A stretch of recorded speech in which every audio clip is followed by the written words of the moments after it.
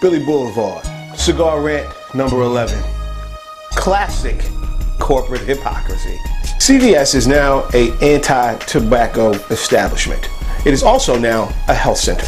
And to improve its brand image, CVS is going to forego $2 billion in sales in the form of tobacco products so that it can rebrand itself. This rebranding will position CVS to be somewhat of a clinic or a health center, such that they've rebranded the name to be CVS Health. In the process of that rebranding, CVS is going to stop selling all forms of tobacco. Basically, it was bad optics for them to still be in the business of selling tobacco while at the same time rebranding themselves as a health center. In other words, if you're contributing to the death of over 400,000 Americans a year by selling a tobacco product, you cannot be deemed a health center. If the argument is that you cannot sell products that kill hundreds of thousands of Americans and at the same time call yourself CVS Health, then the hypocrisy is going to be self-evident as you look at the shelves of this establishment. 600,000 Americans die every year due to heart disease. Another 300,000 die due to a number of issues related to obesity. Together, that's about 900,000 people. We're talking about close to 1 million people.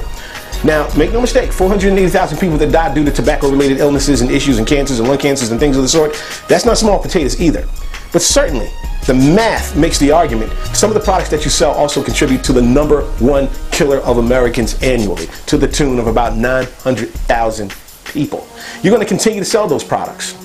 In addition to that, we all know now that prescription drugs have outpaced their street drug competitors. 2,500 kids between the ages of 12 and 17 are trying a prescription drug for the first time every day. Prescription drug overdoses account for the largest portion of drug overdoses in this country. Hypocrisy is this.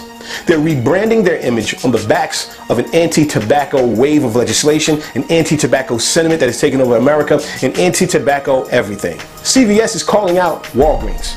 They're basically saying Walgreens and the other competitors in their particular market need to follow suit. Now, Walgreens followed up with a very lame argument themselves. They're basically saying that retail sales only account for 4% of the overall tobacco sales in the country. Therefore, by them foregoing tobacco, it's really not putting a dent in the problem.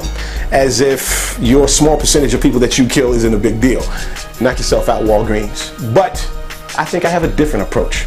A more economically viable approach. And this approach can be taken up by Walgreens or anyone who is dead serious about being considered a health center. Imagine a complex distribution and logistics system. A health center that only sells organic products. Organization that only sells locally sourced produce, locally sourced livestock, fish, game, things of the sort. Why don't they even take it a step further? How about all these establishments use solar power, wind power? CVS is also still selling alcohol. What if this new establishment said, you know what, we're only going to sell American-produced red wine because it has antioxidants and it controls free radicals a lot better than any other alcohol? What if they said instead of selling any other tobacco product like cigarettes, we're going to sell hand-rolled cigars? We don't have any statistical data that says that cigars are killing people in mass numbers. What if they would only sell natural and organic medicine, things that have been clinically proven to be effective? What if they were to provide exercise classes? One of the biggest contributors to the #1 killer in America, which is heart disease, is a lack of exercise. So what if they promoted a more holistic solution?